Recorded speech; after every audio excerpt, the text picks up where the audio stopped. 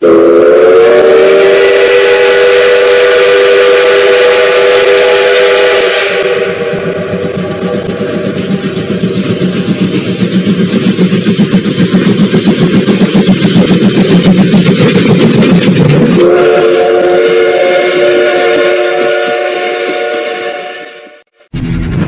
game begins in 3, 2, 1.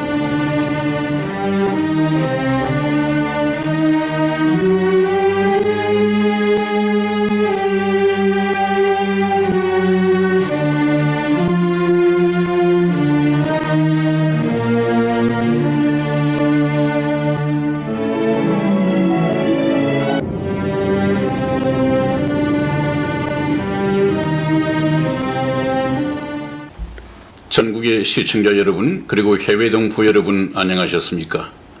지금부터 선한 목자 TV 방송을 시작하겠습니다. 먼저 하나님께 기도드리겠습니다. 보라, 내가 새 일을 행하리니 이제 나타낼 것이라. 너희는 유혹의 욕심을 따라 썩어져가는 구습을 좇는 옛사람을 벗어버리고 오직 심령으로 새롭게 되어 하나님을 따라 의와 진리의 거룩함으로 지으심을 받은 새 사람을 입으라.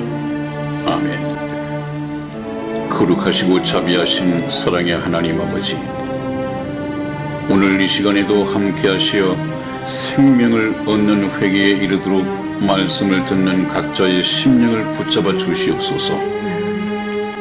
그리하여 모두가 회개에 합당한 열매를 맺고 구주 예수 그리스도를 믿음으로 영접하는 새로운 삶의 역사가 있게 하여 주시옵소서. 우리 주 예수님의 이름으로 기도하였습니다. 아멘. 아멘.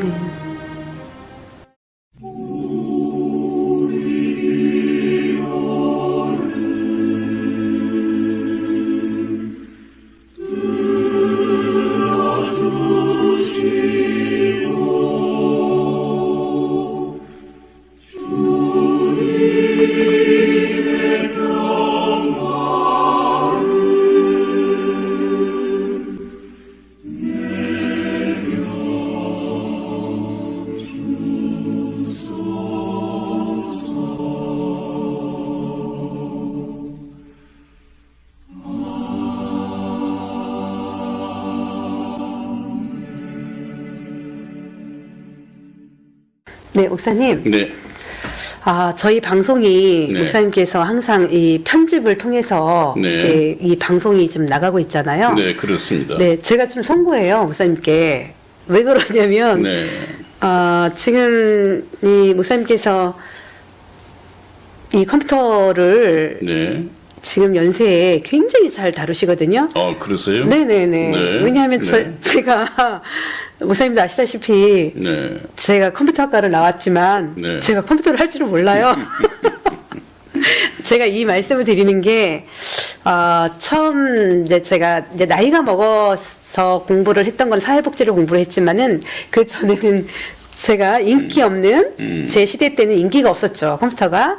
하지만은 90년대에 대해서는 이제 컴퓨터가 이제 성행을 했지만 저희 목사님께서 저에게 늦게 컴퓨터를 배우셨는데 지금 저보다 더 잘하십니다. 근데 이 컴퓨터의 조작의 문제가 아니라 사실을 목사님께서 어떤 수고를 하시냐면 이 여러분들에게 하나하나 정말 이해가 되게끔 이 자료를 다 찾고 계세요. 어떻게 보면 제가 목사님 그림책을 보는 거예요. 이 어린 아이한테 인지를 시켜줄 수 있는 그림책을 보는 듯해요, 목사님. 좀 세련되지는 않았지만은 우리 성도들에게 뿐만 아니라 우리 시청자 여러분들이 정말 알기 쉽게끔 이렇게 굉장히 주는 이 그림들을 제가 보면서 목사님께서 편집하시는데 굉장히 힘드시겠구나라는 생각이 들어요. 목사님 정말 힘드시죠? 네, 원래 사명의 길이 힘든 것이고요. 네. 감당해야 할 문제입니다. 네. 그래서 제가 우리 사도 바울 그 고백을 성경 말씀 사도행전에서도 보고 있는데 네. 사명을 이루는데 참 힘든 일이 많이 있거든요. 그러나 그것은 사명임으로 감당해야 합니다. 네. 목사님 이걸 편집을 하실 때 네. 목사님 뇌리 속에서는 네. 어떻게 해서 내가 잘 잘라서 소화를 잘 시킬 수 있게끔 굉장히 그 편집하는 내내 네. 저희가 보통 분량이 1시간 이상을 또 갈 때도 있고 네, 네. 짧아야 50분이잖아요. 목사님 그렇습니다. 짧으면 50분이잖아요. 네, 네.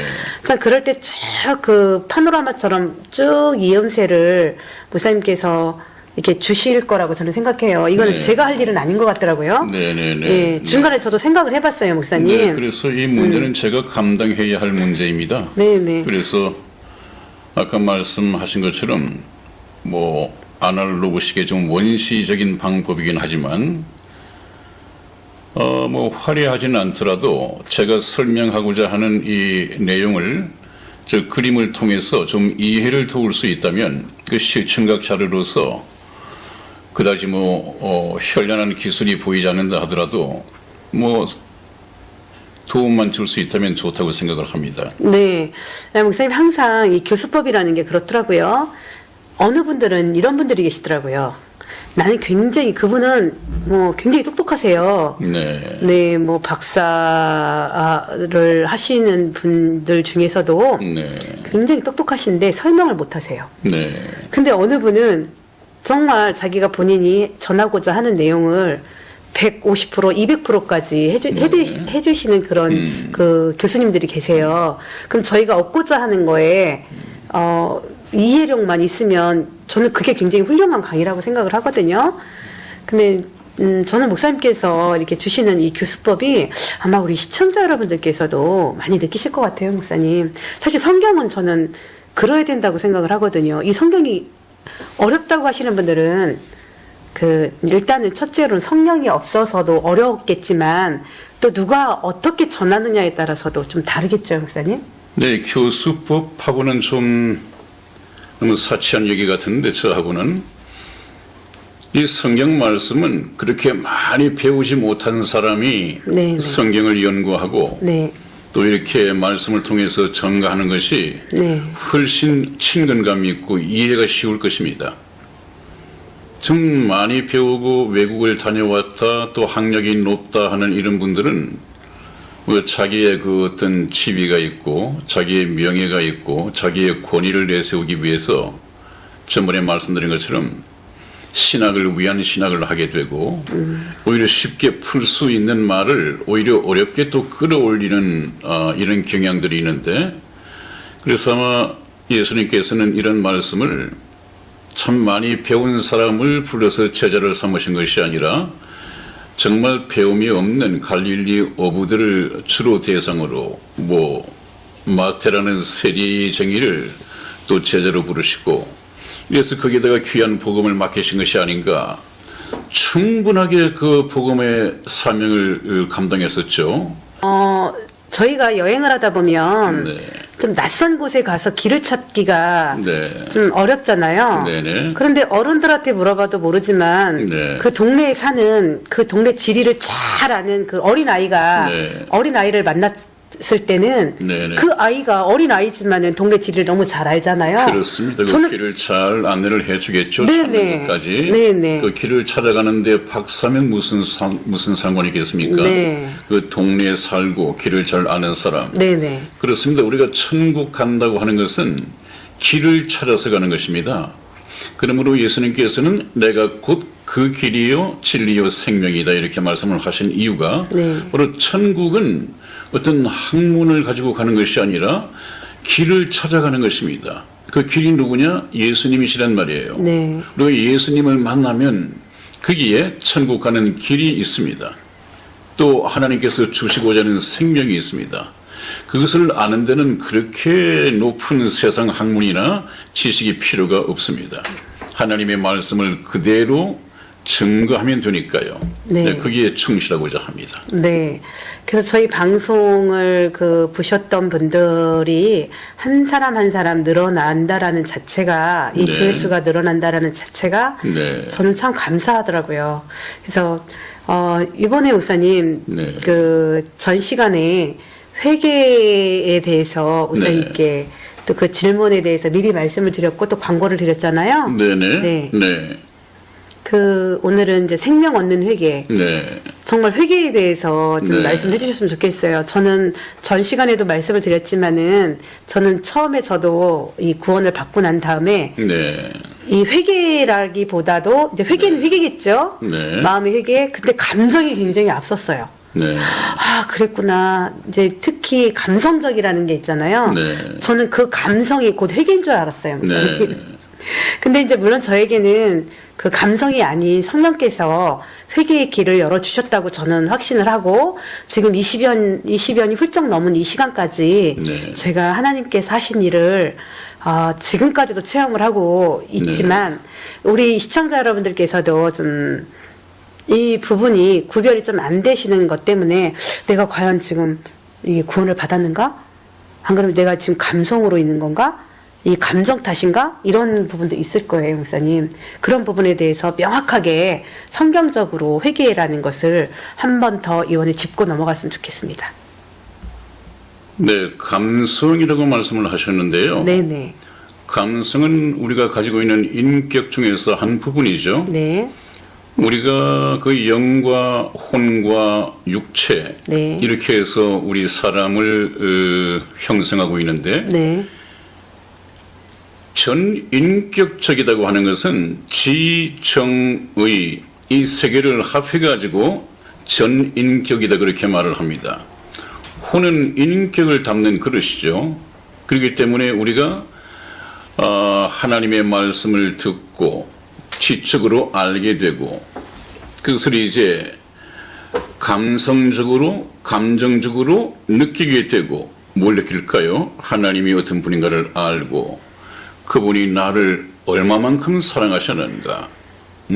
하나님이 세상을 이처럼 사랑하사 독생자를 주셨으니 얼마만큼 세상을 사랑하셨느냐? 하나밖에 없는 자기 외아들 예수 그리스도를 이 땅에 보내시고 십자가에서 죽게 하시기까지 사랑을 하셨단 말이에요. 누구를? 이 세상을. 하나님이 나를 그렇게 사랑하셨구나 하는 것을 느끼게 됩니다. 이것이 감정이겠죠. 네. 그렇다면 하나님을 알고 하나님의 사랑을 느끼고 이제는 그렇다면 내가 의지적으로 무엇을 어떻게 선택할 것인가, 어떻게 결단할 것인가 하는 이것은 이제 의지에 관한 문제죠. 그래서 우리가 신앙을 갖는다고 하는 것도 전인격적인 결단이 있어야 됩니다. 그것이 바로 회개를 할 것이냐 말 것이냐. 제가 저기 그림을 그린 것이 지옥행과 천국행이 있습니다. 우리는 이 세상에 태어날 때부터 죄인으로 태어났기 때문에 삶의 방향을 바꾸지 않는 한, 다시 말해서 회개하지 않는 한 그 종착역은 직진을 해서 가면 지옥이라는 종점에 도착할 수밖에 없습니다. 그것은 제가 밑에 잠시 서술하기를 회개치 않는 것이다. 이 세상에 태어나서 죄인으로 죄를 물마신같이 마시고 살다가 계속해서 죽음에 도달하게 되면, 종착역에 도달하게 되면 그건 지옥 갈 수밖에 없는 것이다 하는 말씀을 드려야 되고요. 그 다음에 꼭 같은 지옥을 가고 있던 사람이 어느 날 어떤 계기에서 어떤 동기에서 예수님을 만나고 방향을 바꾸게 됩니다. 저 왼쪽으로 턴하게 되죠. 왜냐하면 그쪽에 천국이 있고 그쪽에 하나님이 계시다고 생각하고 있기 때문에 턴하게 됩니다.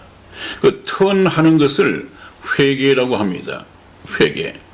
그래서 제가 어저께 밤에 이 회개라고 하는 것을 좀 우리 일반적인 사전적인 의미와 성경적인 의미를 가지고 정확하게 말씀을 드려야겠는데, 저는 정확하게 말씀을 드려야 하니까요.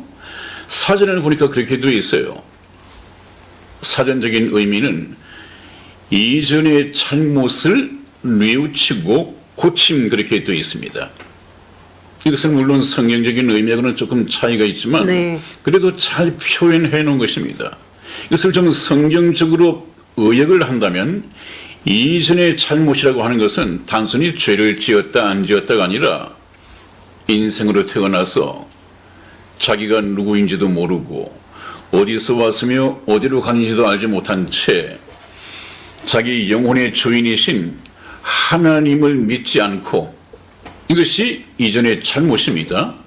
그러다가 어느 날 이 선한 목자 TV 방송이나 또 다른 복음을 듣고 이제는 뉘우칩니다. 큰일 날 뻔했구나. 내가 이 세상에 태어나서 일평생을 사는 동안에 예수님을 믿지 못하고 죽었다면 정말 큰일 날 뻔했구나. 그것을 뉘우치는 것만 가지고는 회개라고 하지 않습니다. 회개는 예수님께서도 말씀하셨고 세례 요한도 말씀을 하셨듯이 회개에 합당한 열매를 맺어야 하는 것입니다. 회개에 합당한 열매. 회개라고 하는 것은 단순히 자기가 죄를 뉘우치거나 지은 죄를 후회하는 것 정도는 아닙니다. 그거 가지고 회개라고 하지 않습니다. 뭐가 빠졌습니까? 뉘우치기는 뉘우치되 고치지 않았단 말이에요. 그런 사람 가운데 성경적인 인물이 있다고 한다면 가룟 유다입니다. 예수님을 은 30에 팔아버린 네. 그 가룟 유다, 그 배반자 말입니다. 네. 이 사람은 예수님을 팔고 나중에 예수님께서 십자가에 끌려가는 것을 보고 목을 매서 자살해버린 사람입니다. 자기가 지은 죄에 대해서 굉장히 후회도 했고 굉장히 슬퍼하기도 했었죠. 네. 그래서 자살까지 했습니다. 네.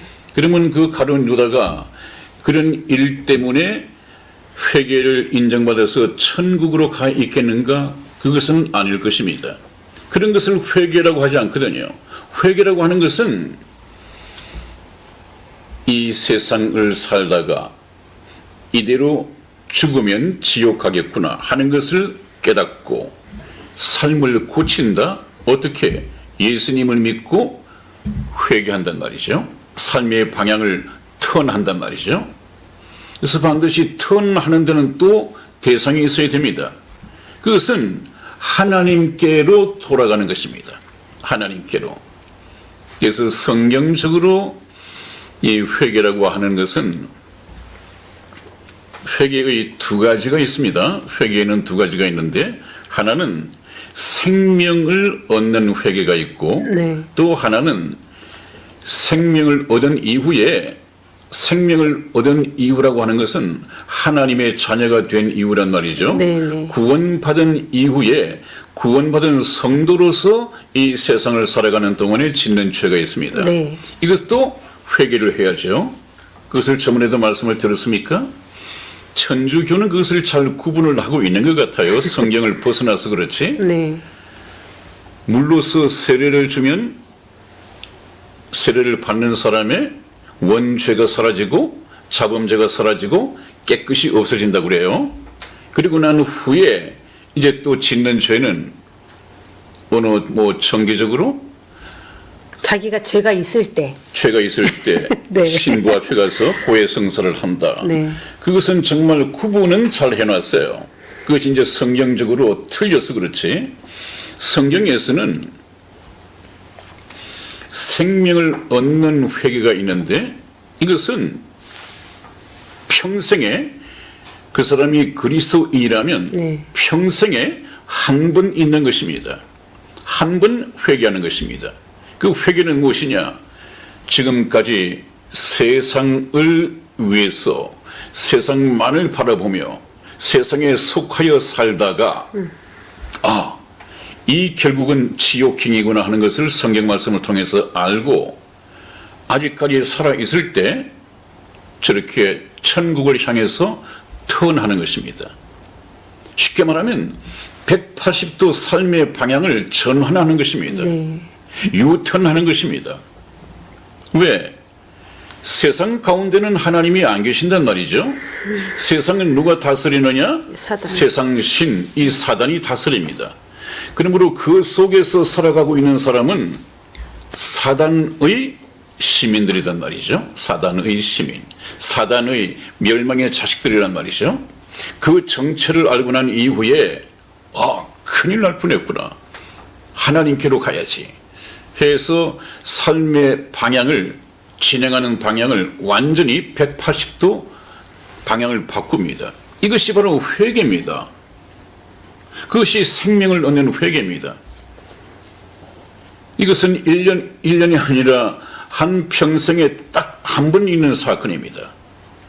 그 다음에 이제 또 하나의 회개가 있다고 한다면 구원받은 성도가 이 세상을 살아가면서 하나님의 자녀로서 이 세상을 살아가면서 죄를 짓겠습니까? 안 짓겠습니까? 죄를 짓죠.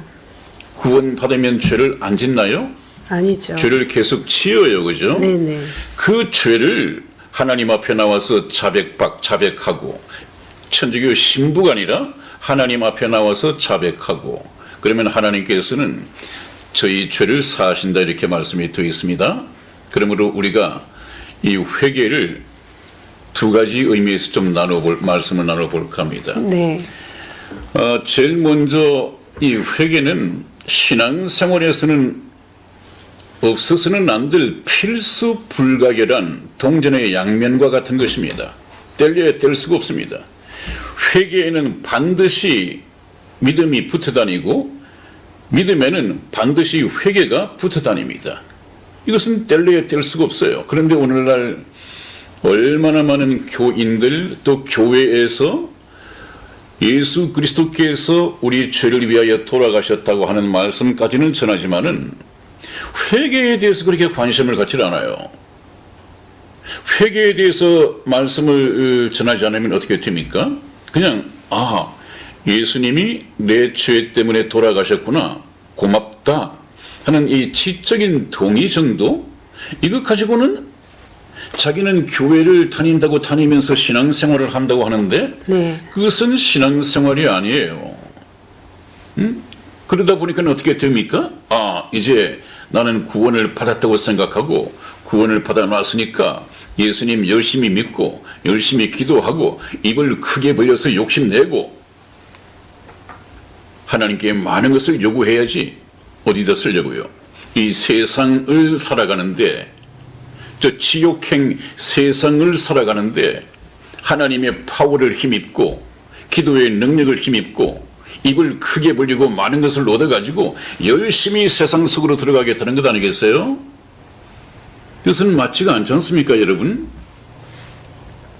하나님께서 저희를 부르시고 복 주시겠다고 하는 것은 이 세상에서 하나님의 능력을 힘입고 세상에서 믿지 않는 사람보다도 더 부자로 살고 더 부귀영화를 누리고 더 큰 권세를 누리라고 해서 하나님이 도와주시는 것이 아니란 말이죠. 그러나 교인들은 잘못 이해를 하고 있습니다.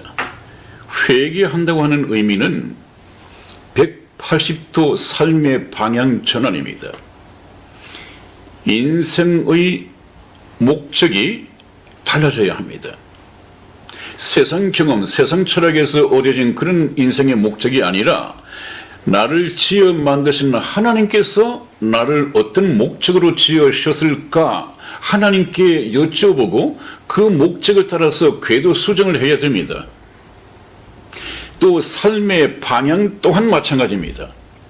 세상을 바라보며 살 것이 아니라 네. 이제는 거듭난 사람은 회개한 사람은 하나님 나라를 보고 살아가게 됩니다. 여러분 가정에 부부가 있는데 아내는 믿는 아내이고 남편은 믿지 않는다고 생각해 봅시다. 이 두 사람은 옛날에 둘 다 믿지 않았을 때는 한 방향을 보고 살아갔을지 모르지만 둘 중에 한 사람이 믿게 되면 그때부터는 방향이 달라집니다. 바라보는 방향이 달라집니다. 네. 한 사람은 세상을 바라보게 되고 구원받은 성도는 하나님을 바라보게 됩니다. 또 구원받지 못한 사람은 세상이 온통 삶의 목적이 되고 구원받은 성도에게는 하나님이 삶의 목적이 됩니다. 또 가치관도 바뀝니다. 이 세상의 모든 부귀영화, 권세, 명예 이런 것이 내 인생의 전부인 것으로 알았는데, 최고의 가치로 알았는데, 구원받은 사람은 이제는 그것이 배설물처럼 필요가 없습니다. 더 이상 욕심내지 않습니다. 무엇이 최고의 가치냐? 여러분들 찬송가 102장 아십니까? 네. 주 예수보다 더 귀한 것은 없네. 이 세상 부귀영화도 이 세상 그 무엇도 주 예수보다 더 귀한 것이 없네. 이런 찬송을 양심에 부끄럼 없이 부를 수 있어야 한단 말이죠. 교회를 다니면서도 세상 욕심은 그냥 욕심을 다 가지고 있으면서 교회당에 가서 예배 드릴 때 주 예수보다 더 귀한 것은 없네 찬송 부르면 영혼 없이 그냥 부르거나 아니면 양심에 가책이 된다면 부르지 않아야 오히려 신앙적으로 정직한 사람입니다. 근데 얼마나 재미있게 얼마나 즐겁게 주 예수보다 더 귀한 것이 없네 입으로만, 그것은 자기 찬송이 아닙니다. 찬송을 통한 나의 신앙 고백이 하나님께 바쳐져야 합니다. 근데 그것이 아멘 되어집니까? 자기 양심에? 그건 안 된단 말이죠. 왜 그렇습니까? 그것은 회개가 이루어지지 않았다. 저는 인생의 새로운 출발점을 마련하지도 못했다. 새로운 피조물이 되지 못했다는 확실한 증거죠. 그래서 저기 그림을 보면 지옥 가는 것은 회개치 않았기 때문에 지옥 가는 것이고 천국에 가는 것은 회개를 했기 때문에 천국 가는 것입니다. 얼마만큼 신앙생활을 많이 했느냐, 오래 했느냐, 얼마만큼 많이 죄를 지었느냐, 이것이 문제가 아닙니다. 이 문제를 제가 지난번에 예수님 십자가상에서 돌아가실 때 양쪽에 강도가 있다고 했죠. 네. 어느 쪽 강도가 회개를 했었나요? 뭐 오른쪽이라고 그냥 알고 있는데 네, 오른쪽인 저는 목사로서 네. 오른쪽이다 왼쪽이다 말할 수가 없어요. 왜? 성경에 기록을 안 해놨거든요. 네. 그냥 양편에 강도가 달렸다고 했지 네. 어느 강도가 회개를 했다 이 기록이 없어요. 그러나 둘 중에 하나는 회개를 했습니다. 회개한 강도는 낙원에 들어갔고 네. 회개하지 않은 강도는 그냥 버려둠을 당했습니다. 제가 그것을 여러분에게 말씀드릴 때 하나님께서는 우리 인간도 전부 강도로 보는데 나누시기를 회개한 강도와 회개하지 않은 강도로 나눌 뿐이다. 이렇게 말씀을 드렸습니다. 네. 그러므로 천국을 가고 못 가고는 회개했느냐 회개하지 않았느냐 저것이 문제란 말이죠. 그러니까 회개가 얼마나 중요합니까? 그래서 오늘은 먼저 생명 얻는 회개부터 한번 말씀을 드려보겠습니다. 네. 생명 얻는 회개는 구원 얻는 회개란 말씀과 같은 얘기고 구원을 얻는다, 생명을 얻는 회개는 평생에 예수님을 믿고 거듭난 사람은 평생에 딱 한 번 하는 거라고 그랬죠. 왜? 삶의 180도 방향 전환이다. 목적이 바뀌고 방향이 바뀌고 가치관이 바뀌고 모든 것이 다 새로운 피조물로 만들어진단 말이죠. 네. 자, 한번 보십시다. 그래서 생명 얻는 회개가 무엇이냐? 에베소서 4장 18절 말씀 찾아서 읽어보십니다. 저희 총명이 어두워지고 저희 가운데 있는 무지함과 저희 마음이 굳어짐으로 말미암아 하나님의 생명에서 떠나 있도다. 아멘. 아멘. 이것이 원죄라고 했습니다. 저희에게 문제가 되는 것은 이 세상을 살아가면서 짓는 윤리적인 도덕적인 이런 범죄도 있겠습니다만은 그것보다 더 중요한 것은 원죄입니다. 원죄. 네. 원죄라고 하는 것은 무엇이냐? 우리의 근본 조상인 아담이 하나님 앞에 죄를 범하고 에덴 동산에서부터 추방됐다는 사실입니다. 그것은 생명의 근원이신 하나님을 떠나게 되었다는 것이죠. 제가 항상 예와 들기를 좋아하듯이 어항 속에 있는 물고기가 네. 까불다가 어항 속을 뛰쳐나와 가지고 바닥에 떨어졌다. 이것은 이미 지금은 팔딱팔딱 이 물고기가 뛰고 있지만 사는 것 같지만 이미 죽어가고 있다. 언제부터? 물을 생명의 근원인 물을 떠났을 때부터 네. 죽어가고 있다. 네. 우리 인간도 마찬가지입니다. 우리 인간의 죽음이 왜 시작이 되었느냐? 영원하신 하나님의 생명에서 떠나 살기 때문에 죽음이 왔습니다. 그래서 모든 사람이 죽는다는 것은 하나님의 생명에서 떠나 있다는 것이에요. 그러면 어항 속을 빠져나와서 아직까지 살아있는 이 물고기를 지나가던 사람이 불쌍히 여기고 이 물고기를 다시 어항 속에 집어넣어 준다면 이 물고기는 다시 살아날 수 있겠죠. 그 생명의 은인이 누구예요? 지나가는 사람, 자기를 어항 속에 넣어준 사람. 우리도 하나님으로부터 생명에 떠나 있어가지고 죽을 수밖에 없습니다. 육체가 죽으면 구원을 받지 못한 영혼은 영원히 불못에 들어가서 둘째 사망에 들어갈 것이고, 이를 처진데 시시각각 죽어가고 있는데 마침 예수님께서 이 세상에 오셨습니다. 무엇 때문에요? 저와 여러분들을 생명의 근원인 하나님 안으로 넣어주기 위해서, 그래서 영원한 생명을 주시기 위해서 이 세상에 오셨습니다. 그분을 만나야 한단 말이죠.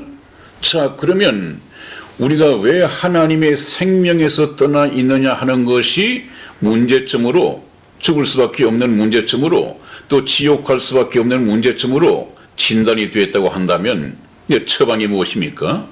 네, 사도행전 14장 15절 중간 부분부터 읽어드리겠습니다. 너희에게 복음을 전하는 것은 이 헛된 일을 버리고 천지와 바다와 그 가운데 만유를 지으시고 살아계신 하나님께로 돌아오라 함이라. 아멘. 아멘. 거기 보면 너희에게 복음을 전하는 것은, 저희가 다음부터 전하기로 했던 이 복음을 전하는 것은 이 세상의 모든 헛된 일, 네. 이 세상에 있는 것은 부귀영화도 잠깐 있다가 없어질 것이고, 이 세상에 있는 물질, 재산, 부도 전부 다 사라져 없어질 것이고 썩을 것밖에 없습니다. 그 헛된 일을 버리고 천지와 바다와 그 가운데 만유를 지으시고 살아계신 하나님께로 돌아오라고 그랬죠. 네, 네. 돌아가야 합니다. 떠나 있으니까 죽음이 왔고, 떠나 있으니까 죽어서 그 영혼이 영원한 불못에 갈 수밖에 없는데 돌아오라 그럽니다. 돌아오게 하기 위해서 복음을 전했다고 했습니다. 제가 바로 이것을 위해서 저희 선한 목자 TV 방송을 보내고 있는 것입니다. 복음 방송의 목적이 그것입니다. 돌아가야 합니다.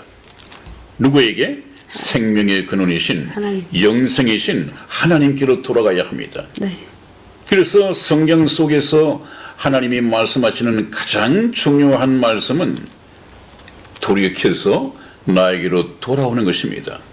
너 죄 그 걱정하지 말고, 나는 너에게 죄를 묻는 심판자가 아니다. 너 죄 다 사해놨으니까 돌아오기만 하라는 것입니다. 이사야서 44장 22절 말씀을 찾아서 읽어드립니다. 내가 내 허물을 빽빽한 구름에 사라짐같이 내 죄를 안개에 사라짐같이 도말하였으니 너는 내게로 돌아오라.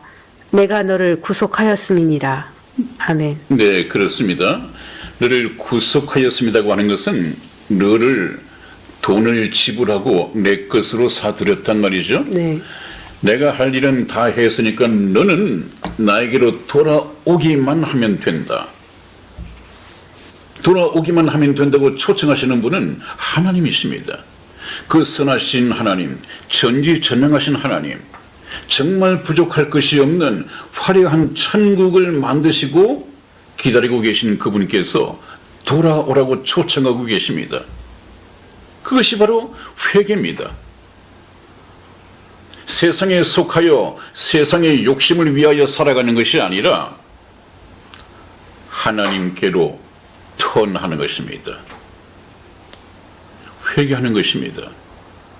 그것이 삶의 방향 전환이고 생명 얻는 회개입니다. 그것을 잘 그려진 것이 무엇입니까? 전번에 제가 말씀을 드렸을 텐데 돌아온 탕자 얘기입니다. 돌아온 탕자. 그래서 우리가 생명 얻는 회개가 있고 죄 사함을 얻게 하는 회개가 있는데 같은 얘기입니다. 맞물려 돌아갑니다. 복음에는 반드시 회개가 따라야 하고 죄 사함을 얻고 생명을 얻기 위해서는 반드시 회개가 있어야 합니다. 네. 네, 죄 사함을 얻게 하는 회개, 누가복음 24장 47절 말씀 찾아서 한번 읽어봐 주십시오. 또 그의 이름으로 죄사함을 얻게 하는 회개가 예루살렘으로부터 시작하여 모든 족속에게 전파될 것이니 기록되었으니. 네, 그게 뭐라고 되어 있습니까? 죄사함을 얻게 하는 회개라고 되어 있죠. 네네. 회개의 성격, 회개의 필요성. 회개 없이는 죄사함도 없고 영원한 생명도 가질 수가 없습니다. 근데 회개를 하지 않고 교회를 다니면서 구원받았다고 하는 교인들이 너무도 많이 있으니까 이것이 안타깝단 말이죠. 회개 없이는 신앙생활 자체가 정말 그 뭐라 그럴까요? 안명이 없는 어떤 껍질밖에 되지 않습니다. 형식밖에 되지 않습니다. 생명이 없단 말이죠. 아마 그런 분들은 오랜 신앙생활을 해도 그렇게 삶의 변화가 없을 거리요. 하나님 보시기에 기뻐하는 삶을 사는 어떤 삶의 모양이 없을 것입니다. 계속해서 세상에 욕심은 생겨갈지 모르지만 교회를 오래 다녔을지는 모르지만은 진정한 그리스도인으로서의 삶의 변화는 없을 것입니다. 항상 입으로는 주여 주여 하면서도 자기 인생의 주인은 자기가 되어 있습니다. 입으로는 주여 주여 하지요. 그러나 자신의 모든 결정과 인생의 계획과 모든 것은 다 자신이 결정해버립니다. 그걸 보고 날들어 주여 주여 하는 자마다 천국에 다 들어갈 것이 아니에요. 왜? 회개한 적이 없습니다. 그러므로 생명 또한 없습니다. 생명이 없으니까 생명책에 기록된 적도 없습니다. 그래서 회개라고 하는 것은 참 중요합니다.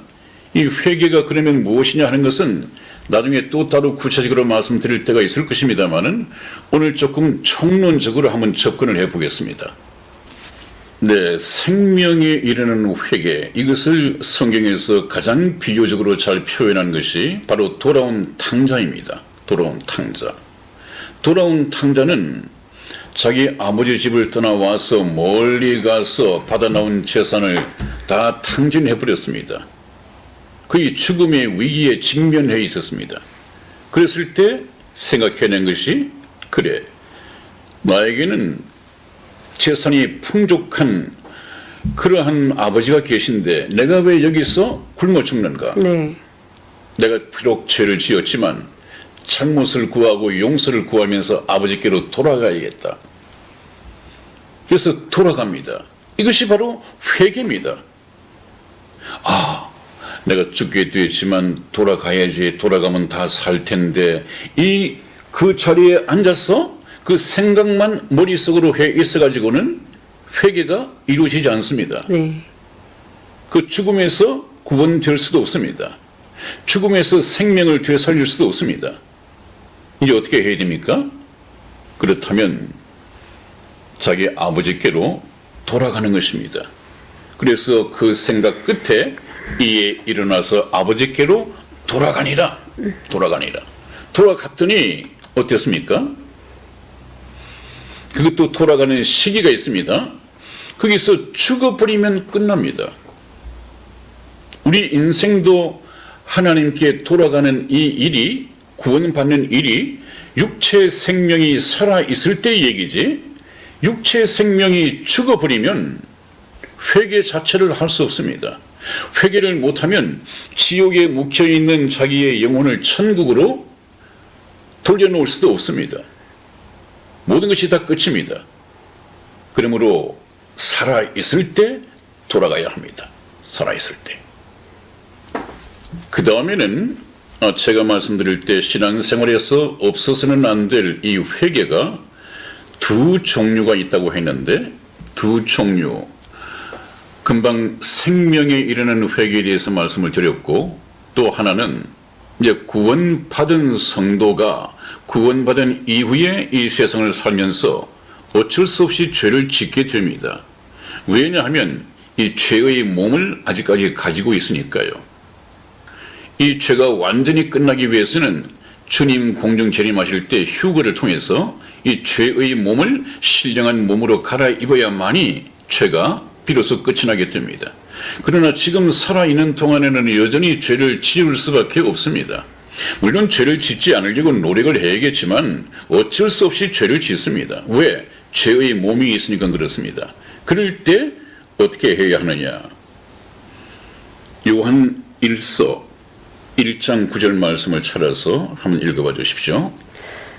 만일 우리가 우리 죄를 자백하면 저는 미쁘시고 의로우사 우리 죄를 사하시며 모든 불의에서 우리를 깨끗게 하실 것이요. 아멘. 그렇습니다. 하나님께서는 우리가 하나님의 자녀가 되고 난 이후에도 여전히 죄를 짓는 것을 압니다. 하나님이 그거 모르시겠어요? 그럴 때 어떻게 해야 하느냐? 죄를 자백하라. 자백하라. 그러면 그분께서는 미쁘시고 의로우시기 때문에 우리 죄를 사하시며 모든 불의에서 우리를 깨끗게 해주실 것이다.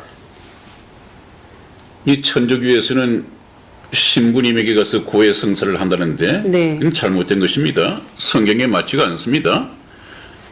우리 중보자는 예수님이십니다. 예수님. 예수님께 이 자백을 해야겠죠. 그 다음 요한 1서 2장 1절을 다시 한번 읽어드리겠습니다. 요한 1서 2장 1절. 나의 자녀들아 내가 이것을 너희에게 쓰면 너희로 죄를 범치 않게 하려 함이라. 만일 누가 죄를 범하면 아버지 앞에서 우리에게 대언자가 있으니 곧 의로우신 예수 그리스도시라. 아멘. 아멘. 나의 자녀들아 했으니까 틀림없이 하나님의 자녀들이죠. 네. 그다음 난 하나님의 자녀들입니다.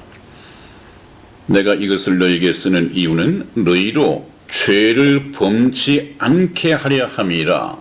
그런다고 죄가 범해지지 않나요? 되도록이면은 죄를 짓지 말라. 죄는 나쁜 것이니까 짓지 않으려고 노력을 해야 한다. 그래 놓고 그럼에도 불구하고 만일 누가 죄를 범하면 이 얘기는 죄를 지을 가능성이 여전히 있다는 것이죠. 네. 만일 누가 죄를 범하면 하나님 아버지 앞에서 우리에게 대언자, 다시 말하면 법정에서 변론인이 있단 말이죠. 변론인이 있으니 그분이 누구냐? 곧 의로우신 예수 그리스도라. 우리 죄를 위하여 대신 죽으신 예수 그리스도다. 그러므로 우리가 그리스도인이 되고 난 이후에 죄를 짓는다고 해서 구원을 빼앗길 수 있다? 없다. 없다. 없다. 그러므로 우리가 얼마만큼 죄를 짓지 않아야 구원의 선물을 지킬 수 있으며 또 무슨 일을 얼마만큼 해야 구원을 유지할 수 있는가, 이 상상한다고 하는 것은 도저히 하나님의 정신과 맞지가 않습니다. 문제는 내가 과연 구원을 선물로 받은 사실이 있느냐 없느냐, 이것이 중요한 것이죠. 그러니까 너희가 믿음에 있는가 시험해 보라. 이런 말씀을 덧붙여서 하는 이유가 바로 거기에 있습니다. 한 번 받은 구원은 영원한 것이다. 이 구원받은 성도가 짓는 죄는 사실상 하나님의 아들로서 짓는 죄입니다. 하나님의 아들로서 죄를 짓는다고 그 죄 때문에 하나님 아들의 신분이 빼앗기거나 취소되는 것은 아니다. 이것을 구분을 하지 못하니까 한 번 받은 구원이 영원하냐 영원하지 않느냐 그런 얘기가 나올 수밖에 없는 것입니다. 자, 여기에서 우리가 네. 그러면 베드로 얘기를 한번 해보십시다. 이것을 보면 확실할 것입니다. 네. 이것을 잘 이해를 못하시는 교인들이 참 많은데요. 오늘 한번 이 얘기를 들어보십시오. 네, 요한복음 13장 4절에서 11절까지 말씀, 조금 본문 말씀이 기니까 교독하겠습니다. 제가 먼저 읽겠습니다. 저녁 잡수시던 자리에서 일어나 겉옷을 벗고 수건을 가져다가 허리에 두르시고 이에 대야에 물을 담아 제자들의 발을 씻기시고 그 두르신 수건으로 씻기기를 시작하여 시몬 베드로에게 이르시니 가로되 주여 주께서 내 발을 씻기시나이까. 예수께서 대답하여 가라사대 나의 하는 것을 뇌가 이제는 알지 못하나 이후에는 알리라. 베드로가 가로되 내 발을 절대로 씻기지 못하시리이다. 예수께서 대답하시되 내가 너를 씻기지 아니하면 네가 나와 상관이 없느니라. 시몬 베드로가 가로되 주여 내 발뿐 아니라 손과 머리도 씻겨 주옵소서. 예수께서 가라사대 이미 목욕한 자는 발밖에 씻을 필요가 없느니라. 온 몸이 깨끗하니라. 너희가 깨끗하나 다는 아니니라 하시니 이는 자기를 팔자가 누구인지 아심이라. 그러므로 다는 깨끗이 아니하다 하시니라. 아멘. 아멘. 그렇습니다. 여러분, 이 베드로의 오늘 이 장면만 보신다면 하나님의 아들로서 태어난 것과 하나님의 아들로 태어난 이후에 짓는 죄, 또 예수님의 십자가 보혈은 어디다 쓰는 것인가 하는 것을 명확하게 알 수 있을 것입니다. 예수님께서 이 세상을 떠나시기 전날에 제자들에게 마지막 의미 있는 행사를 하셨습니다. 그것은 제자들의 발을 씻기시는 것이었습니다.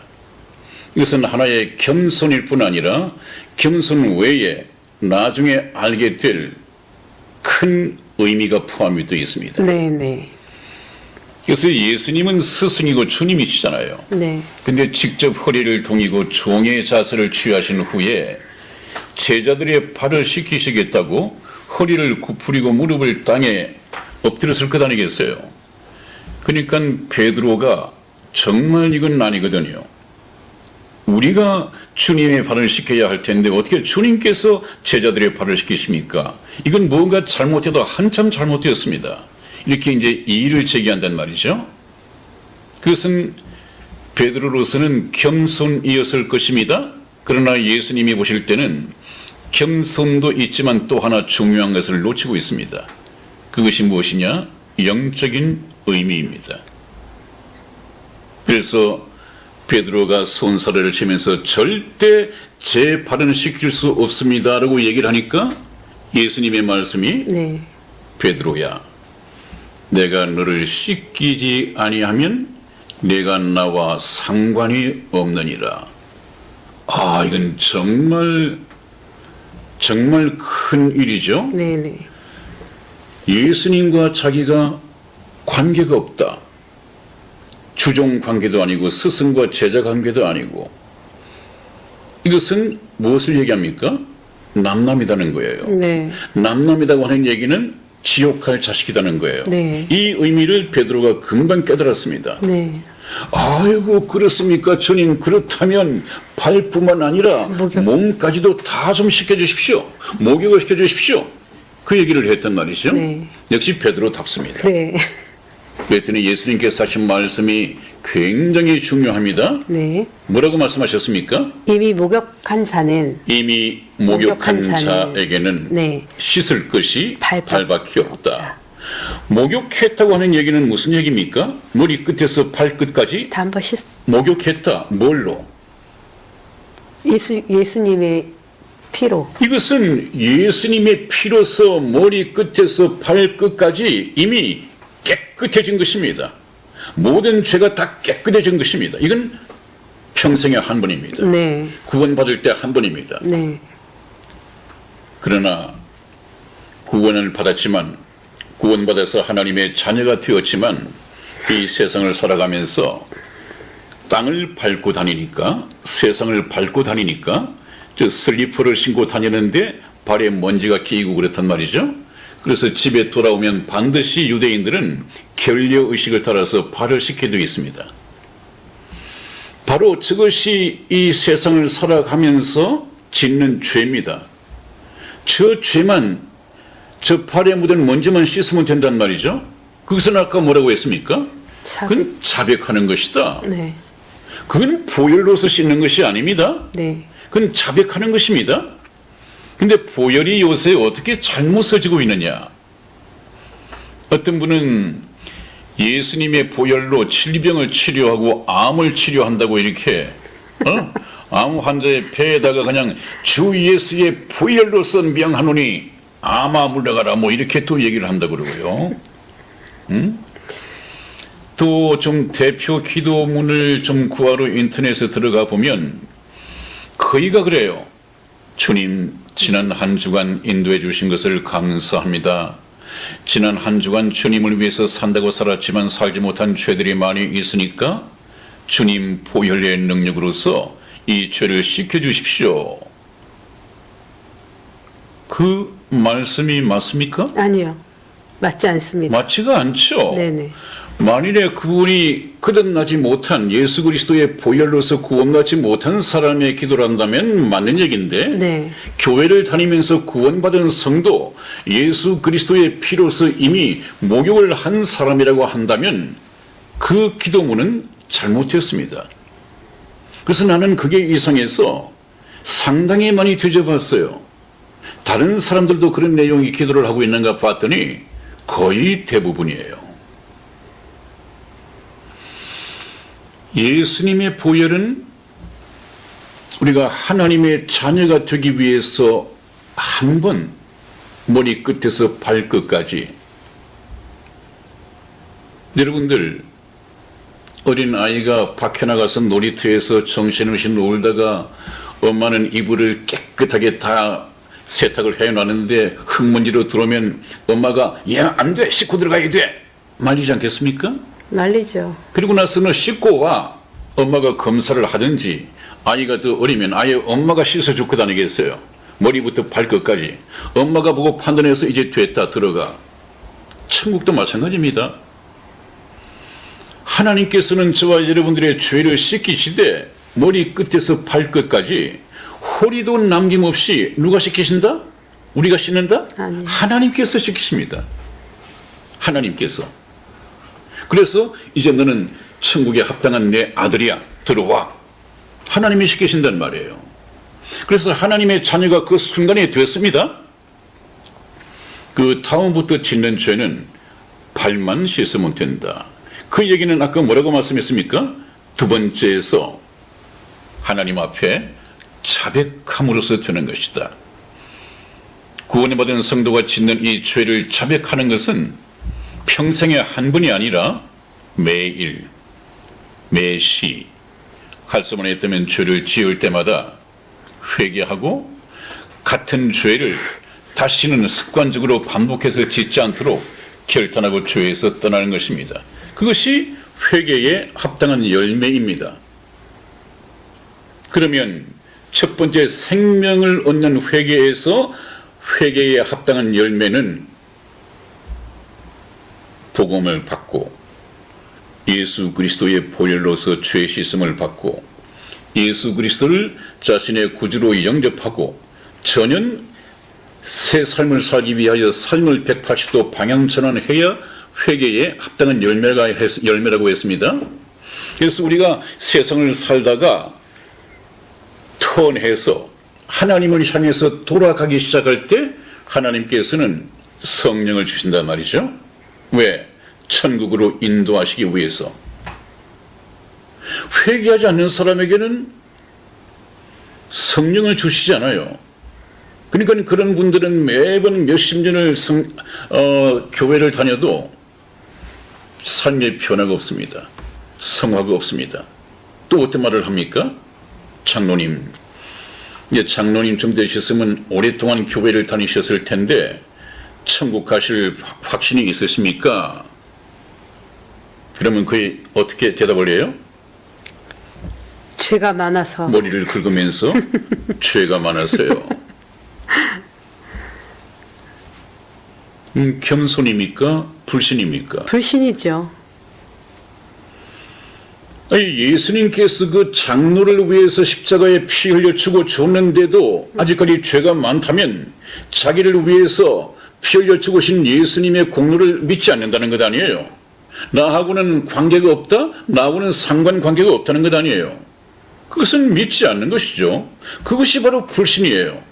교회를 다니는 것은 물론이거니와 장로 직분까지 올라갔다 하더라도 그렇게 말하는 사람은, 그 장로님은 회개한 적도 없고 회개한 적이 없으니까 구원받지 못한 사람이에요.